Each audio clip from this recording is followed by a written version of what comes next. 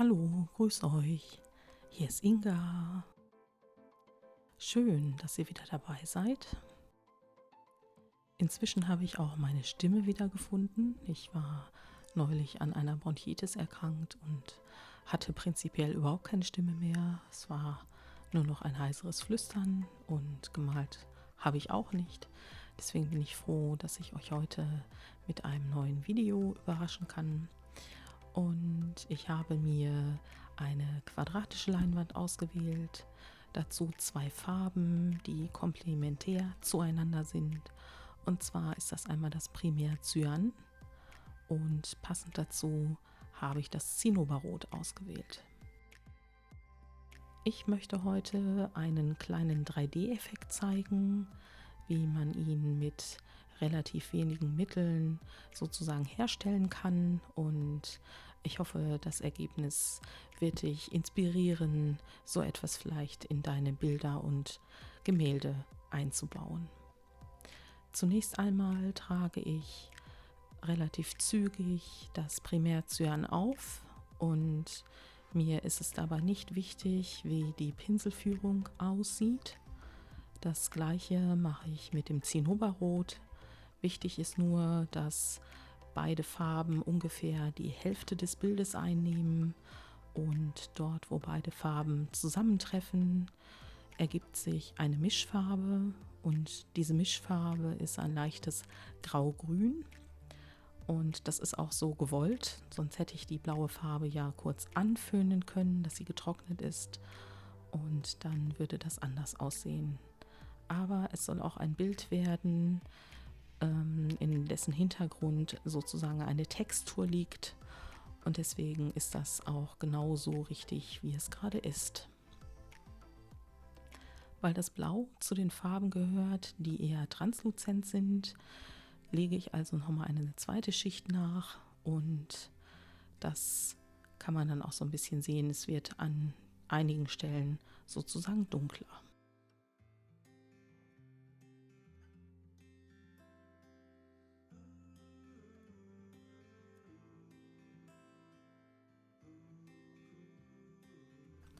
In diese kleine Sprühflasche habe ich Wasser hineingefüllt und sprühe damit jetzt meine noch nicht getrocknete Leinwand an.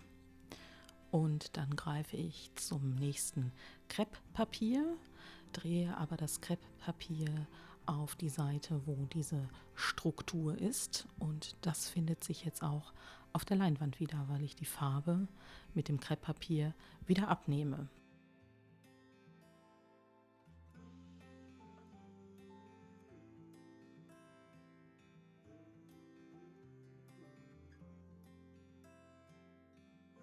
Bevor ich dann mit den Vorbereitungen weitermachen kann, muss ich jetzt erstmal meine Textur anföhnen.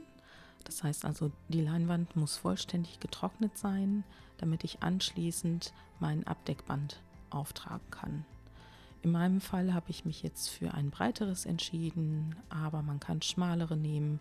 Auch diese Washi-Tapes oder was immer man zu Hause hat, eignen sich dafür.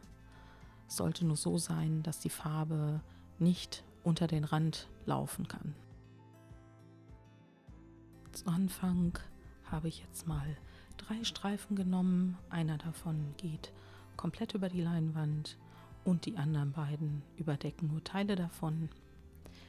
Wichtig ist, dass der Pinsel, der jetzt genommen wird, auf jeden Fall trocken ist, und es empfiehlt sich, zwischendurch den Pinsel auf dem Teller, auf einem Krepppapier oder auf dem Abdeckband ein bisschen abzustreifen, dass möglichst wenig Farbe aufgetragen wird. Es soll nämlich jetzt eine Art Schatten erstellt werden, und dazu habe ich das neulich gekaufte Payne's Grey jetzt zum ersten Mal im Einsatz und gehe damit ganz langsam.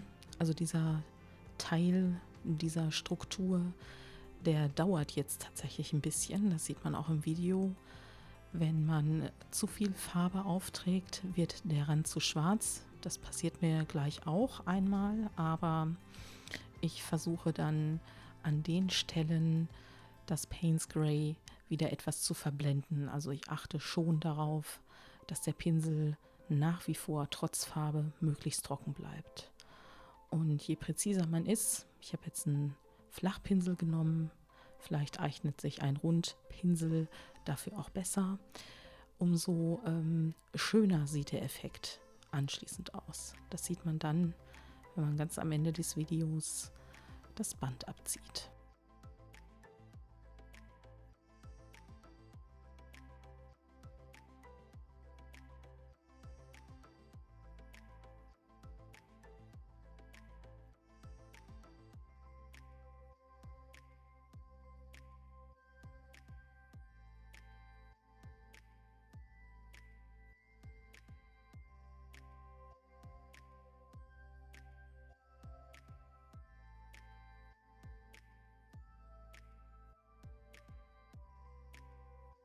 Während ich jetzt so das Video betrachte, schaue ich mir die Kante zwischen Blau und Orange nochmal an und ich habe so das Gefühl, dass es so ein bisschen aussieht, als wäre da so eine rostige Patina und das gefällt mir echt unheimlich gut.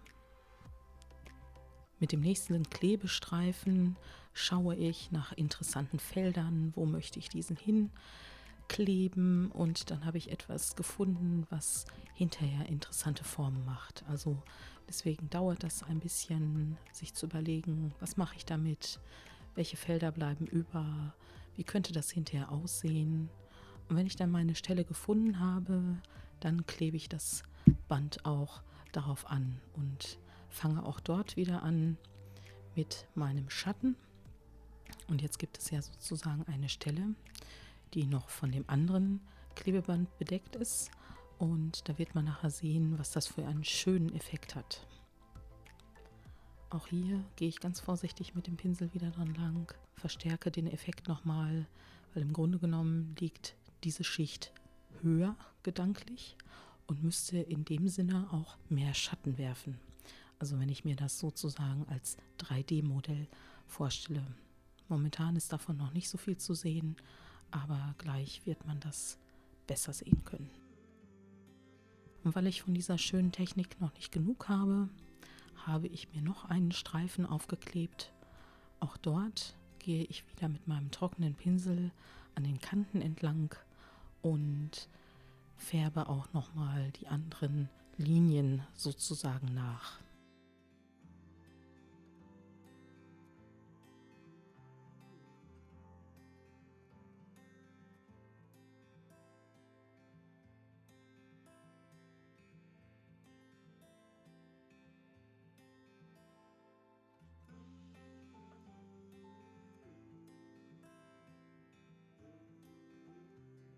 Da ich jetzt zufrieden bin mit meinem Schatten, hole ich nochmal meinen Föhn und föhne jetzt die relativ trockene Farbe an, bevor ich dann anfange, das Abdeckband abzuziehen.